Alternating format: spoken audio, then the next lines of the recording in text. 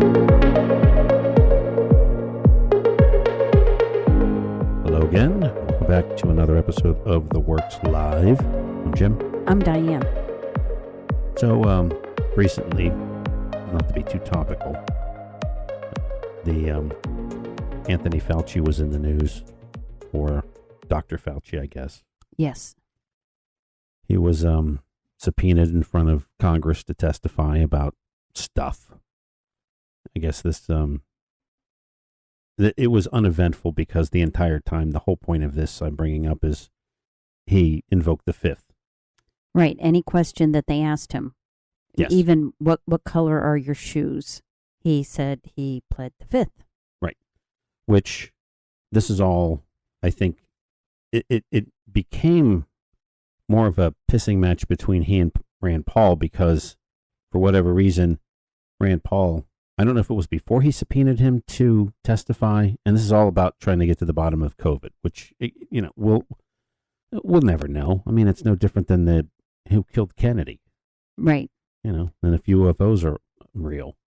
Well, and one of the topics was the fact that he did commit allegedly a crime by using his federal employees to make applications to get grants, that he used his position and his employees to make money. Well, that came out.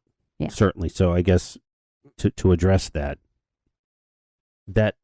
it doesn't matter because remember, going into this, he had gotten a pardon for anything he may or may not have done, will do in perpetuity. So indeed, it was interesting that in whatever that thing was, that he had government workers with government time and government emails and government, of course, here's a congressman. I mean, let's not be too hypocritical, but I think what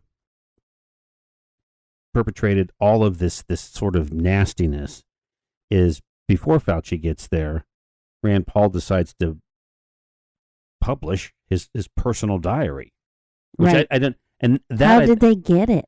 Well, that and I guess all of his emails too. Well, it just made the guy look out to be completely like a narcissist. I mean, would you agree? I mean, it made Fauci look, in my opinion, completely childish, a narcissist. Right. In the truest sense, because he would write about himself on how he was right now the most popular person in the world, and that he was enamored by the instant celebrity that he got. Right. Right. And that should hold weight in that. Well, and whether or not that, I hear what you're saying, and that qualifies him for all these grants because he's. Well, see, that's what gets into. Fauci. So this is to me where it gets into the minutia of.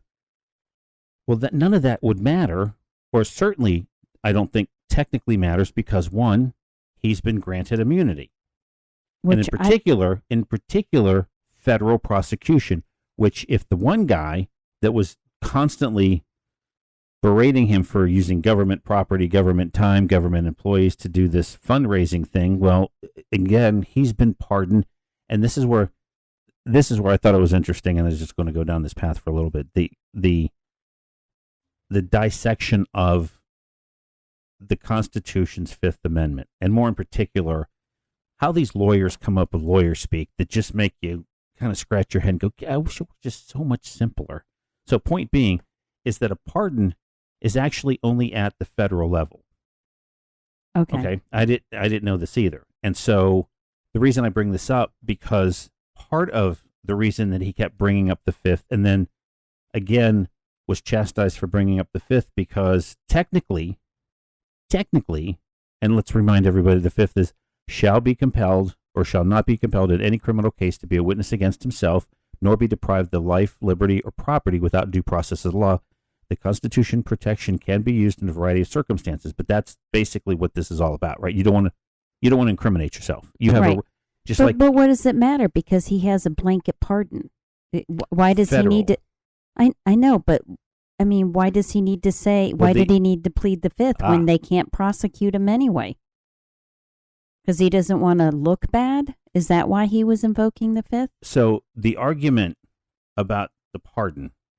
So because he was pardoned from something, that thing that he's being pardoned about, this is the key. At least this is my summarization. Okay. So regardless of the semantics of how they were arguing against, him using the federal employees, et cetera, to me, the argument about being pardoned, which basically says that he's been pardoned, he is the witness that they are asking questions of. So since he's being asked questions for something that he's been pardoned from, none of it matters. Right. So why even bother? The Republicans are upset because Fauci was invoking the Fifth. And again, I guess technically there is this, and it's been the history, several cases that have been, tried, went to the Supreme Court, and in particular that anyone that has been pardoned, because they've been pardoned, cannot invoke the Fifth if it's a federal offense. Oh, echo again. And so, I don't know we're going to have to get rid of this audio board, and if anyone wants to sponsor that, let us know. But so the fact that once you're pardoned and that pardon has been invoked, in essence, the privilege to protect you from what it is that you were pardoned by is moot. Correct. So this whole going back and forth and fighting over whether or not they want him to answer some questions regarding COVID. And that's really what this was all about. And he's not willing to do any of that because I think in his mind, it's going to be a witch hunt to find what he did and or didn't do. Yes. But I guess what bugs me about all this, and this is, again, just to make it short and sweet, at a time that we were experiencing this pandemic, which this country has been through other pandemics, you'd think we would learn. At least he was making decisions, albeit wrong in retrospect. That's the thing that they want to crucify him for now. The whole idea of masks and social distancing absolutely does nothing. All it does, again, for those that are on the fringe, and I've talked to my physician, our physician about this, but the reality is that what COVID did well, I hate to say it this way, is it cleared out those that had weak immune systems to begin with. The very young and the very old. And wearing masks around them would have helped. But wearing masks in general, social distancing, the what now we're feeling in the economy, let's face it, is truly 3 years of sitting on our asses doing nothing because we all had to work remote. Right. How many mom and pop restaurants died? How many so many. Yeah, small businesses weren't able to weather the storm. And of course, government now is going after all of this fraudulent, money grab that was out there because of all the fun, all the different programs that were available for small businesses to try to recover. But the reality was, again, and it's kind of interesting, I think, what come out of all this is the whole industry that it helped was DoorDash. Yeah. It helped all those that want to drive for a living, just in your neighborhood. Take people food, shit, groceries. Right, and it gave those that couldn't do their job, it gave them another job to do. Well, it kept the small, but again, all this came too late in many respects, right? Because we were told to stay at home. Mm-hmm. Hell, Trump opened up his pocketbook and gave us all thousands of dollars, ridiculous amounts of money, which of course, I don't know why we don't talk about why that's part of the reason that we've got the deficit that we do. Notwithstanding that, so the Congress just wants to know what's going on. But even if they knew, I don't think we're smart enough as an organization. We've got too much middle management. We got too much politics involved to take any of that information that would be useful, that even if Fauci would admit that he made the mistakes, I give him credit for at the time, he at least made decisions. Decisions, wear a mask, social distance, stay at home. Right. Albeit bad. Now, what bothers me is somebody that supposedly is as smart as he is, because that's what he wrote in his diaries, that looking at history, that we would have figured out that none of that worked anyway.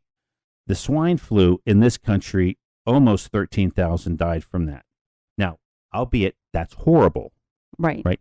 So again, if you look at statistics, again, a typical flu season, 7,000 to 8,000 in a flu season died. But again, what are those? Those are the outliers. Those are the really old. Well, or the really pneumonia young. kills people too. Sure. Now, here's the interesting thing. So again, remember the one stat that we had, if it was more than 1%, that's the reason. And that, again, another issue that I have with Fauci is the shot. Forcing us all to take that immunization with the mRNA, which we didn't and we still don't know the long-term ramifications of what that thing, the mRNA component of that, what it did to us. I know what it did to my physician who was in perfect health. It screwed up his heart, as it screwed up a lot of people's electrical component in the heart, that he had to, he physically had to have that cauterized so that his heart wouldn't miss a beat. Yeah. That shot did that he had to have the shot in order to work because he's a physician. Employers made their employees do it. If you want to work. If you want to work, you had to have a shot. So all of us are walking around. And sadly, I guess in his case, because they got the Pfizer one, we got the other one. No, we got Pfizer too. What was the other one? Moderna. Yeah, the Moderna one was the worst one of the bunch. And that was the one that it was one and done. It was one and done. But you would have thought we would have learned or had a playbook or had something. I guess we've learned this from things like, FEMA's response to Helene. For some reason, we don't want to look at history and what we've done that either has worked or not worked and not repeat it or repeat the good stuff. Right.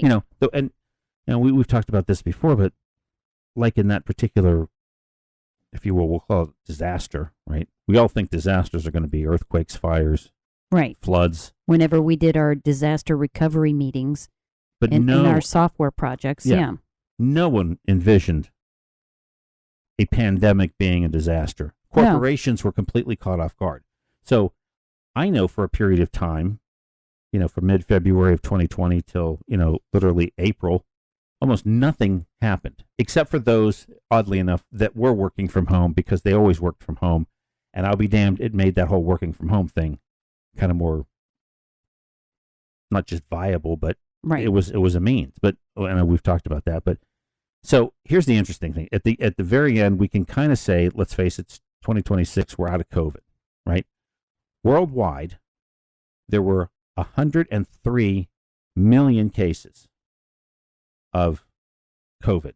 Just cases or deaths? Cases, of which there were, in the U.S., 1.2 million died from it, which is a significant number. Don't get me wrong. So only 130 million cases. And 1.2 million died. Died from that. Okay. Which, if you look at that percentage-wise, that is still the 1% that they kept telling us that a typical flu season, 1% of those that get it will end up dying. Because they were telling us COVID was so bad that 3 to 4 to 5% that were going to get it. But ultimately, you look at these numbers, you do the math, it's 1.16% that got COVID ultimately, even though 103 million is a lot. It's a big number. Right. But when it comes down to, again, it's just the proof of you can make a statistic looking sensational if you wanted to. Right. But the fact is not everybody gets the flu. So that this spread faster than any flu ever does. Right. Well, that's the other thing that Fauci, I guess I'm upset about, is that, the guy was making this wipe down our Triscuit. We gave Walmart this whole new thing of delivery, so we got shit delivered from Walmart into the garage. You and I made the kids stay away. Right, we wiped I went everything out with down. my hazmat suit, and in reality, that was wrong. Mm-hmm. Well, wasn't not wrong. Effective. It was overkill. Right, wasn't necessary. And we still to this day live in a hand sanitizer world. Those things are all over the place, little dispensers. But, and you and I have talked about this, that I think the thing that, the side effect of having all that social, none of us got the cold. The common cold. Whatever, and I mean, we were literally not sick and I think you and I both talked about this, that wearing the mask puts you into this habit of not touching your face. Right. And I think that you still is the number one. You didn't rub your eyes. You didn't pick your nose on in the way car. Home. Yeah. And so that's why, what was nice about the whole pandemic, I guess what we've learned is that if you don't touch your face, you don't get sick as often. Period. Correct. And we were always in the habit of washing our hands as soon as we got in the door anyway. But not to the happy birthday song. You got to wash your hands until you sing happy birthday. Yeah. And then some. I had read that in Japan, I think it was, that their children don't get colds like the kids here get sick. It's a petri dish sending your kid to, the public schools, any school. But what they do is it's common, as soon as you get home, you gargle with salt water. And they do a nasal spray. Wow. Okay. That these germs live up in there. Sure. So as soon as you get home from whether it's a train ride, a mass event thing, stores, whatever, you get home, not only do you wash your hands, but you rinse. Yeah, makes sense. And you gargle. Like I said, I think the one takeaway I had from all that is that we were amazed we got COVID before we had a cold in those 3 years. Yep. And COVID was bad, and we got probably the 9th generation of it. We knew people that got it, within the first year and have lost taste or smell sensation, and it's still and they still have brain fog. And just it's scary that what it was, but again, back to the fact that it's unbelievable to me that a public figure like Fauci would rather take the fifth. In this case, he's already been pardoned. It's not like saying anything's going to get him in trouble. Exactly. We just want to learn. And the fact that it makes him look almost, to me, it makes him look twice as guilty, but not here nor there. Well, and that he said that it, had to have been from the wet market. It wasn't that he invested in research in this. That's what makes this even more he had a hand in all of it. In researching this. I mean, let's not play stupid, but it's a little hinky. Is he just... He's not worried about his prosecution. He's worried about the paper trail of how the origin story of it, that we're part of researching how to infect millions. I guess, and there are movies.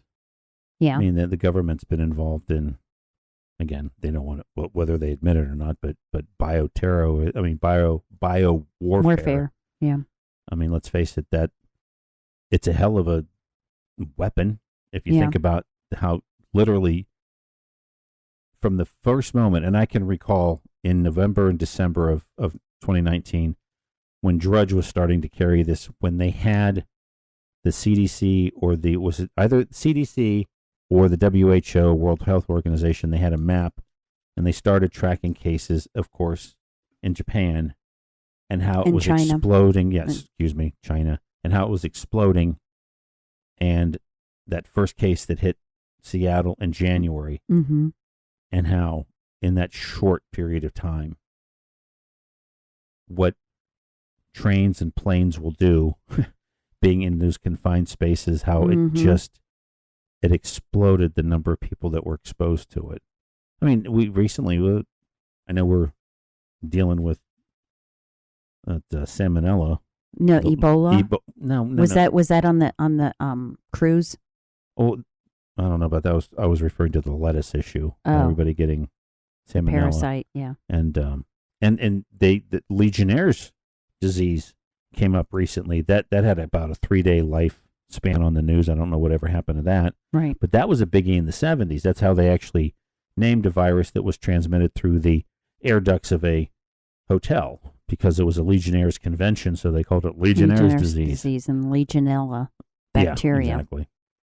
But on a more fun topic, I had heard a story, and I'll get to it, but weather folklore was something I wanted to have a fun discussion on. And what I mean by folklore, because we were talking about this earlier, what's the difference between an urban legend, folklore, a rule of thumb? I still really don't know, but I'm just going to stick with urban legend.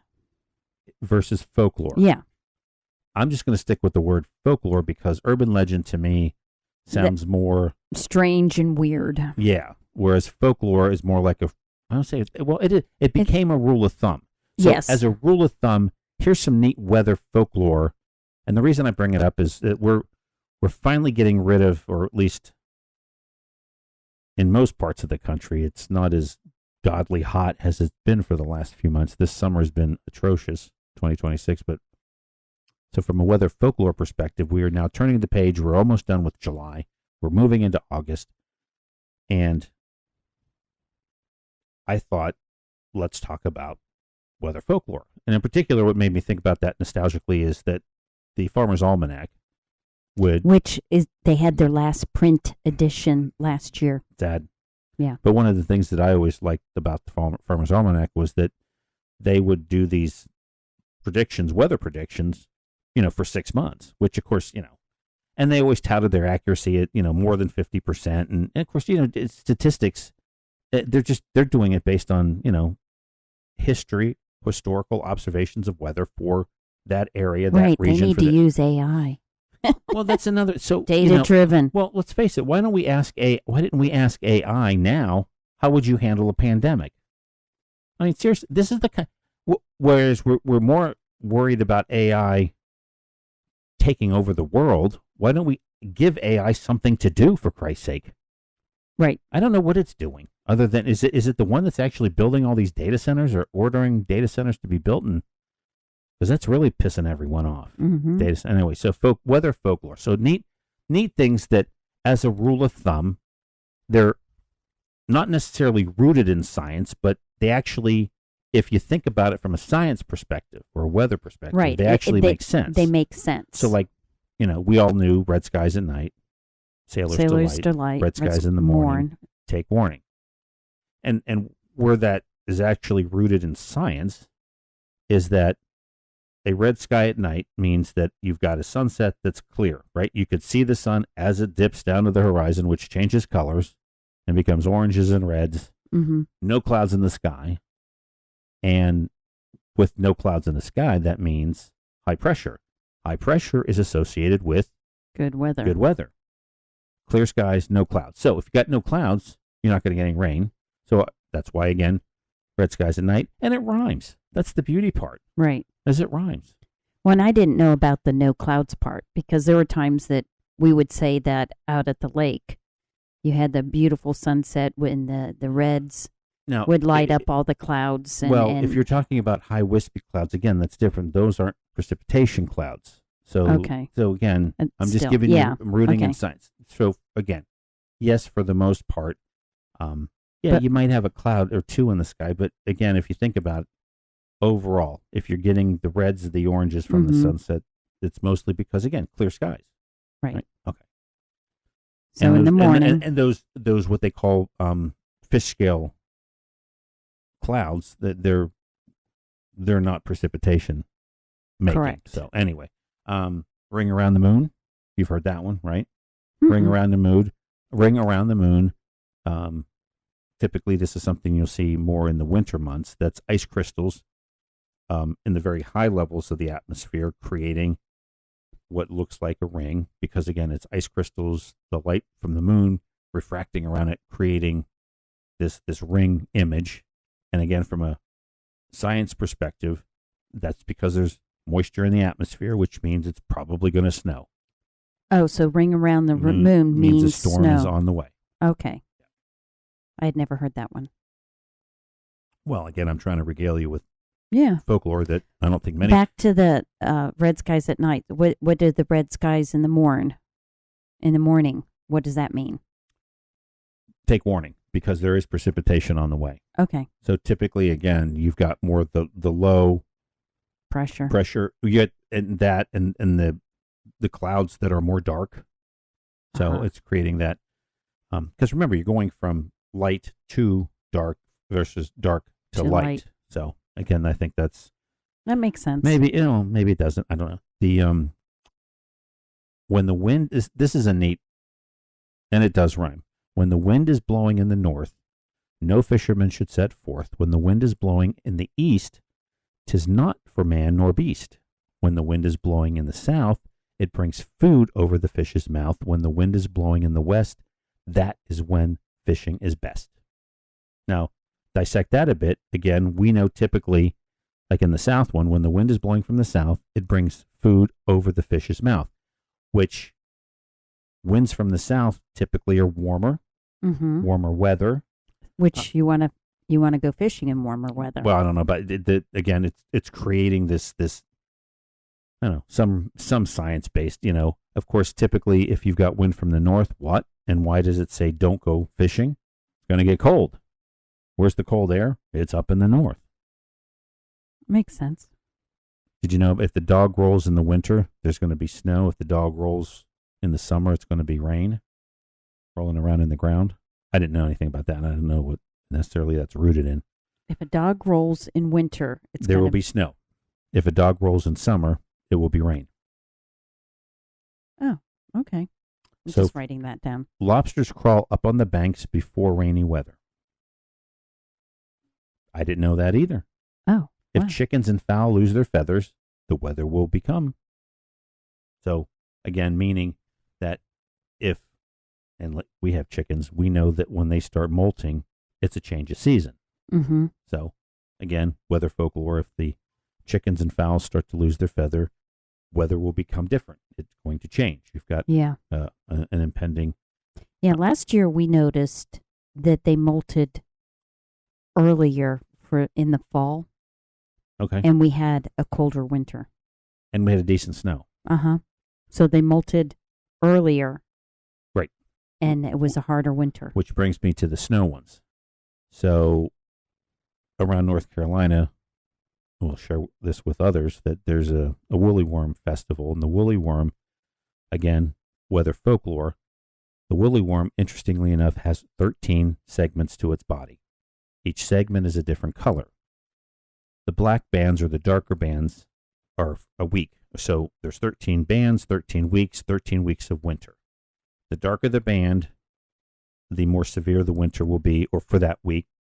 Brown bands tend to mean it's going to be less severe. So you look at a woolly worm, of course, it begs the question, are all woolly worms basically colored the same way for a season? No. I mean, again, that's why it's folklore, right?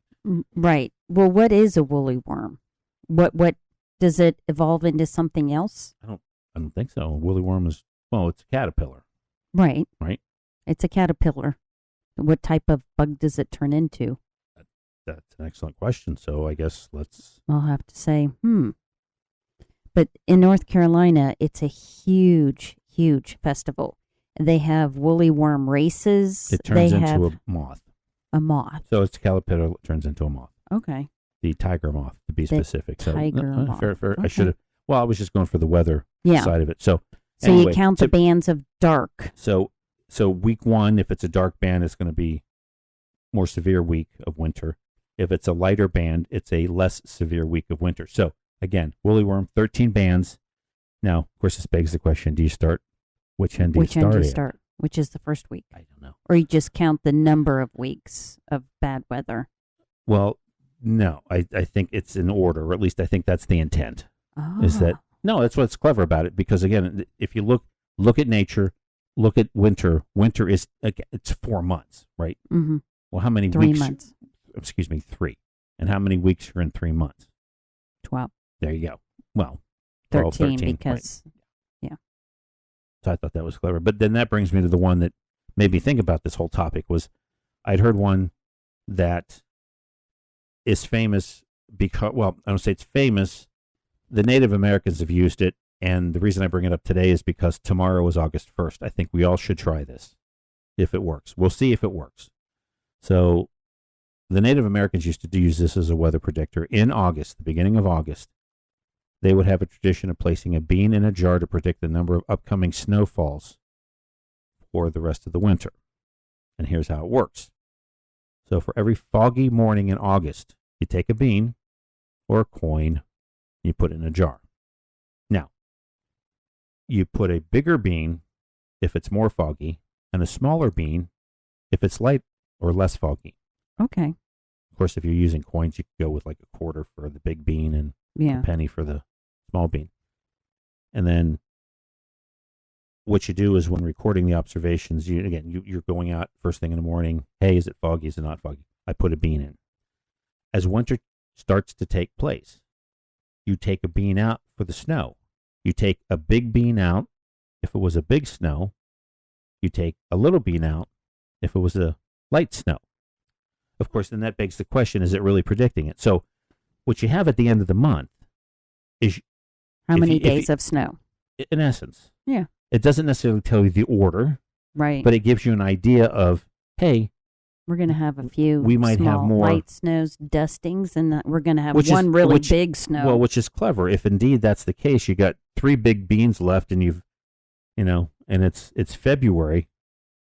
That tells you might have 3 big snows. It'd be curious. So I think we should do that. I think that would be fun. We should track, starting tomorrow, which is August the 1st. We'll track. Maybe you can track along with us, depending on what part of the country. Put a smaller thing, bean, penny. Of course, it's funny looking this up.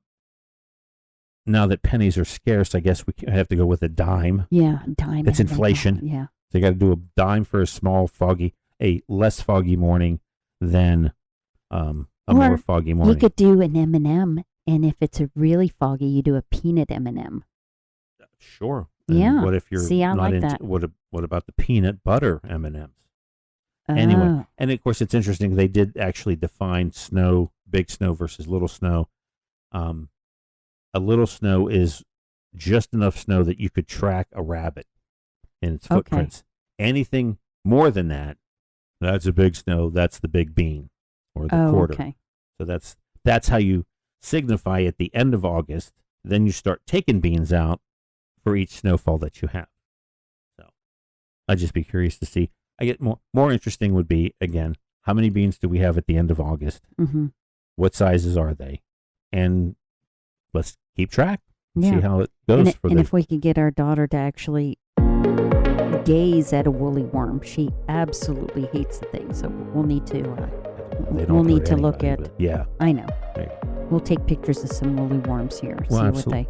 And again, as always, we would appreciate liking, or as the kids say, smashing that subscribe like button. Yeah. Whatever it is. It helps. It helps. It helps beyond belief more than you know, and we try to explain it, but I can't explain it. Not that I necessarily know anything about it, but until next time, this is Jim. I'm Diane. And this has been another episode of The Works Live.